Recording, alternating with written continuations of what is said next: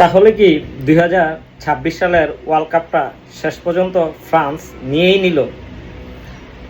নিয়েছে বলি নাই, নিতেও তো পারে। দেখেন, ফ্রান্সের স্ট্রাইকার উসমান দাম্বেলে এমন একটা কথা বলেছেন, তিনি তার কোচ দিদিয়ের দেশমকে 2026 সালের বিশ্বকাপটা উপহার দিতে চেয়েছেন। কারণ দিদিয়ের দেশম দীর্ঘ 14 বছর ধরে ফ্রান্সের কোচিং করতেছিলেন। এটা 2026 ওয়ার্ল্ড কাপের পর তিনি ইতি টানতেছেন, কারণ তার বয়সও হয়েছে। আর এই 14টা বছর সে গৌরবময় একটা অধ্যায় কাটিয়েছে। এটাই আজকে আপনাদের সাথে বিস্তারিত আলোচনা করব। ফরাসি ফুটবলের রাজকীয় এক যুগের অবসান হতে চলেছে এই বিশ্বকাপে। 2018 সালের বিশ্বকাপ জয়ী দিদিয়ের দেশম আগেই জানিয়ে দিয়েছেন এবারের বিশ্বকাপ শেষে ফরাসি ডাগআউট থেকে বিদায় নেবেন। সেই ফরাসি ডাগআউট থেকে বিদায় নেবেন কোচের এই দায়িত্ব বার্তা কি তবে ফরাসি শিবিরে কোনো নেতিবাচক প্রভাব ফেলেছে? মাঠের লড়াইয়ে শুরুর আগে কি একটু হলেও মনোযোগ হারাচ্ছেন খেলোয়াড়রা?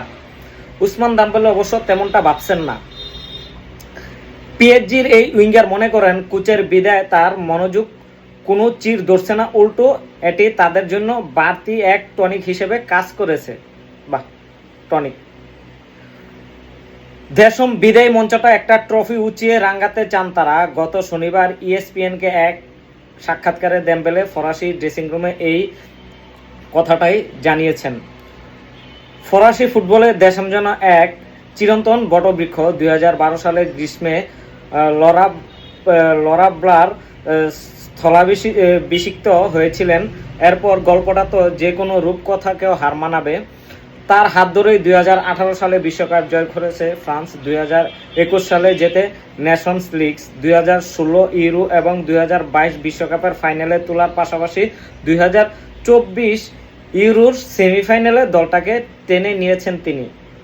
একটা ফুটবল আর ক্রিকেটের ভিতর কিন্তু ভিন্ন আছে। ফুটবল দলের কোচের উপর কিন্তু পুরো দায়িত্ব থাকে, আর ক্রিকেটে কোচ আর ক্যাপ্টেন দুজনের উপর 50-50 থাকে। কিন্তু ফুটবল খেলাটা তৈরি করে কোচের সিদ্ধান্ত অনুযায়ী।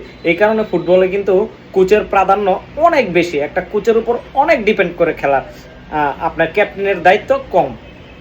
আর ক্রিকেটে ক্যাপ্টেনের দায়িত্ব বেশি, কোচের দায়িত্ব কম। হ্যাঁ, কারণ ক্রিকেটে সবগুলা ডিসিশন ক্যাপ্টেনকেই মাঠের ভিতর নিতে হয়, ডাগআউট তো আর থাকে না।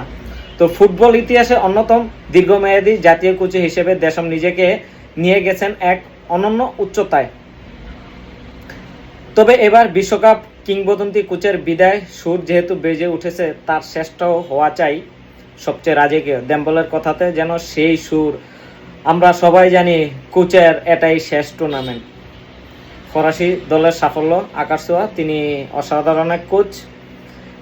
তার মতো একজন ডাগআউট পেয়ে আমরা গর্বিত। এর আগেও আমরা তার অধীনে বিশ্বকাপ খেলেছি। অনেক অনেক শুভকামনা দিদিয়ের দেশমের জন্য। সবাই